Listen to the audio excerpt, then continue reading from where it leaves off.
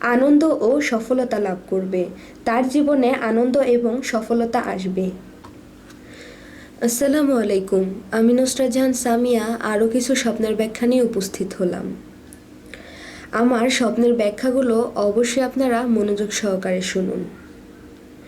কেউ যদি তার পিতাকে মৃত্যুর পর জীবিত দেখে তবে উল্লেখিত ফলাফল লাভ করবে এবং তা আরও বেশি সফলপ্রসূ হবে, কেননা পিতামাতার তুলনায় বেশি সক্রিয় ও শক্তিশালী।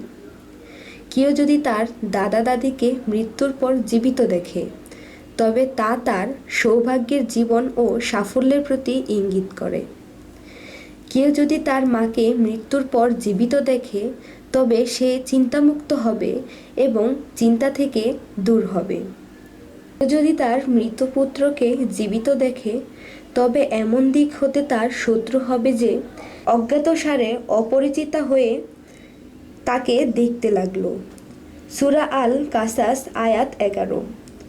কেউ যদি তার মৃত ভাইকে জীবিত দেখে তবে দুর্বলতার পর শক্তি অর্জন করবে, যেহেতু আল্লাহ তাআলা ইরশাদ ফরমান, মুসা বললেন, আমার ভাই হারুনকে আমার সহকারী বানাও এবং তার মাধ্যমে আমার কাজে মজবুত করেন এবং তাকে আমার কাজ শরিক করেন। সূরা তোহা আয়াত 30 থেকে 31। কেউ যদি তার মৃত মামা বা খালাকে জীবিত দেখে তবে যা তার হাতছাড়া হয়ে গিয়েছিল তা আবার হাতে ফিরে আসবে, আবার সে ফিরে পাবে। কেউ যদি কোনো মৃতকে জিন্দা করতে দেখে তবে তা তার হাতে কোনো কাফির মুসলমান হবে অথবা কোনো পাপী তওবা করবে। কেউ যদি তার এলাকার কিছু পরিচিত মৃত মহিলাকে সেজেগুজে জীবিত হয়ে উঠতে দেখে তবে ওই মহিলাদের সাজসজ্জা বেশভূষণ হিসেবে স্বপ্নদ্রষ্ট এবং উক্ত মহিলাদের নিকটাত্মীয়দের কাজকর্ম বা আশা আকাঙ্ক্ষা পূর্ণ হবে।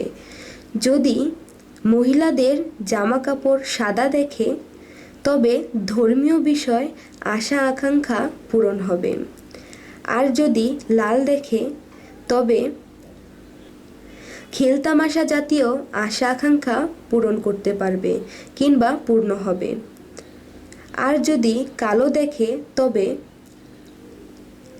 গান বাজনা জাতীয় আশা আকাঙ্ক্ষা পূর্ণ হবে।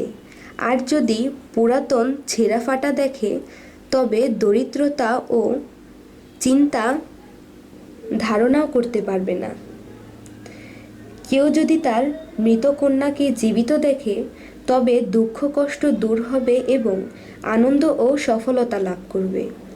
কেউ যদি তার মৃত বোনকে জীবিত দেখে তবে তা তার কোনো হারানো লোক বিদেশ হতে ফিরে আসবে এবং আনন্দ লাভ করবে, যেহেতু মহান আল্লাহ তাআলা ইরশাদ ফরমান, মুসার মা মুসার বোনকে বললেন, তুমি তার পিছে পিছে যাও, ফলে সে দূর হতে তাদের ফকিরে লিপ্ত হবে। আর যদি ময়লাযুক্ত দেখে তবে পাপে লিপ্ত হবে। মৃতকে যদি এমন জায়গায় নামাজ পড়তে দেখা যায় উত্তরাধিকারীদের দিন ঠিক আছে বলেই ইঙ্গিত বহন করে, কেননা মৃত্যুর কারণে সরাসরি আমল করা হতে সে বঞ্চিত রয়েছে বা বঞ্চিত আছে। যদি কোনো মৃত ব্যক্তিকে জীবিতদের ইমামতি করতে দেখে তবে তাদের হায়াত কমে যাবে, কেননা তারা মৃতের অনুসরণ করছে। কেউ যদি কোনো কাজকর্মে যেমন আসা যাওয়া উঠা বসা ইত্যাদি মৃত ব্যক্তির অনুসরণ করতে দেখে তো ভালো মন্দ যে কোনো কাজকর্মই মৃত ব্যক্তির অনুসরণ করবে। কেউ যদি মৃতকে মসজিদে দেখে তবে সে আল্লাহ তাআলার শাস্তি হতে তার নিরাপত্তা বুঝাবে, কেননা মসজিদ নিরাপত্তার জায়গা। কেউ যদি মৃতকে ঘুমন্ত দেখে তবে তা তার আখিরাতের আরাম আয়েশের প্রতি ইঙ্গিত করে। কেউ যদি মৃত ব্যক্তির সাথে একই বিছানায় নিদ্রায় যেতে দেখে তবে সে দীর্ঘজীবী হবে।